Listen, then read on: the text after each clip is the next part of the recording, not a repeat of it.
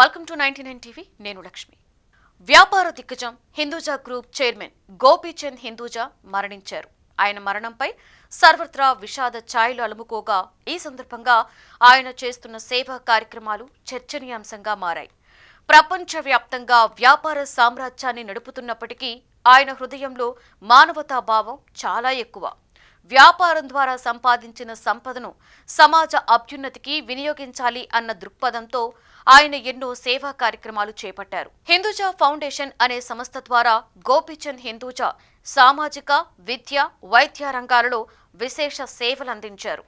Hinduja foundation సంస్థను 1968లో ఆయన కుటుంబం స్థాపించింది.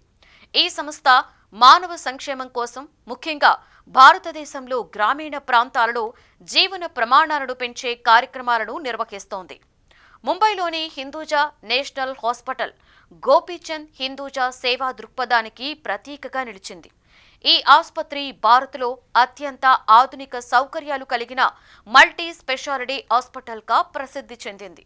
1951లో హిందూజా కుటుంబం స్థాపించిన ఈ ఆసుపత్రి ప్రస్తుతం ముంబైలోని అగ్రగామి వైద్య సంస్థలలో ఒకటి.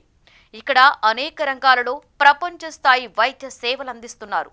Cardiology, oncology, neurology, orthopaedics, organ transplants వంటి విభాగాలలో అత్యున్నత నిపుణులు పనిచేస్తున్నారు. ఈ హాస్పిటల్లో పేషెంట్ ఫస్ట్ అనే ధ్యేయంతో ప్రతి రోగికి వ్యక్తిగత శ్రద్ధ చూపడం ప్రధాన లక్ష్యం. హిందూజా హాస్పిటల్ కేవలం నగర ప్రజలకే కాకుండా గ్రామీణ ప్రాంతాల ప్రజలకి కూడా తక్కువ ధరల్లో లేదంటే ఉచితంగా వైద్య సేవలను అందిస్తోంది.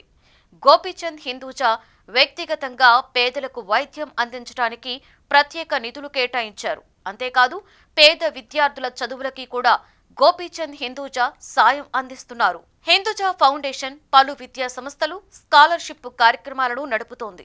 యువతకు ఉన్నత విద్యావకాశాలు కల్పించడం, మహిళల సాధికారత, పర్యావరణ పరిరక్షణ వంటి రంగాలలో కూడా ఈ సంస్థ పనిచేస్తోంది. పల్లె ప్రాంతాలలో పాఠశాలలు, నైపుణ్యాభివృద్ధి కేంద్రాలు ఏర్పాటు చేశారు. భూకంపాలు, వరదల సమయంలో గోపీచంద్ హిందూజా పెద్ద మొత్తంలో సహాయం అందించారు. గోపీచంద్ హిందూజా వ్యాపార దిగ్గజమే కాకుండా సేవామూర్తిగా కూడా గుర్తింపు పొందారు. హిందూజా హాస్పిటల్, హిందూజా ఫౌండేషన్ ఆయన మానవతా భావానికి నిదర్శనం.